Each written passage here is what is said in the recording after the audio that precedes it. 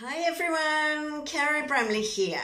I'm a physio and Pilates instructor, and one of the things we've been working hard on is actually pelvic floor.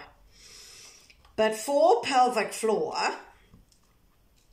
to be helped along the way, we actually need our ankle and our foot to be mobile, because our ankle is supposed to take 70% of the weight when we stand on one leg if we're standing on uneven ground. The ankle and the foot are supposed to take that. So it needs mobility and it needs movement to be, and proprioception, which is balanced responses, to do that.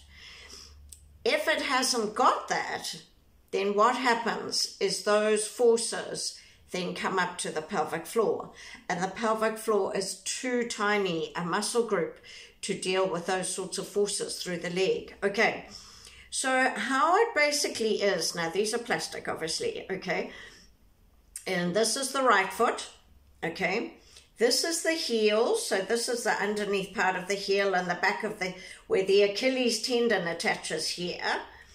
So this is called the calcaneum. And then we have this bone here, that's a massively important bone called the talus, okay? And that's where most of this movement happens, which is called dorsiflexion, okay? Where you're bringing the foot up. And then these bones here, so you see there are lots and lots of joints in the ankle.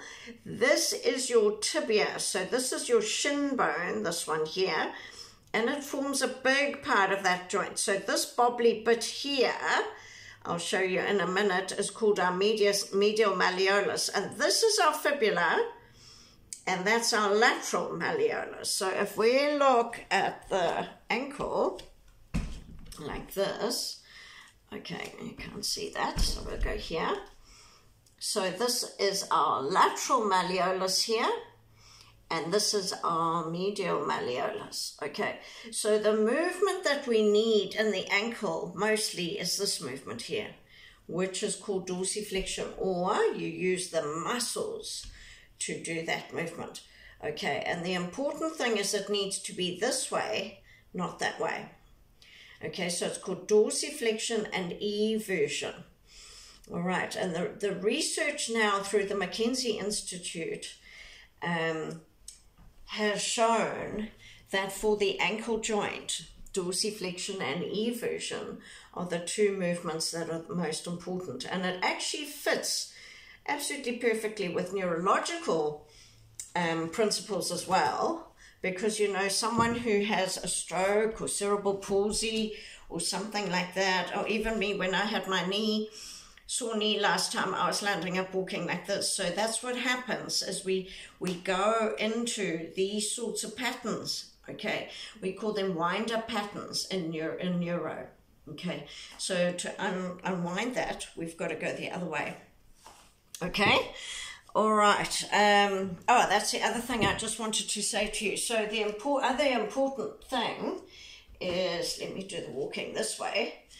So for walking, when we go the weight down, it's called heel strike, you want to actually be able to lift that foot and go down. Okay, so you're actually supposed to have a certain amount of movement. We're not supposed to walk around with flat feet like this and bent over like this. That's what happens as we tend to get older. And of course, when that happens as well, that's when we start losing all the important muscle work in our legs, and that's when we start falling. Okay, all right?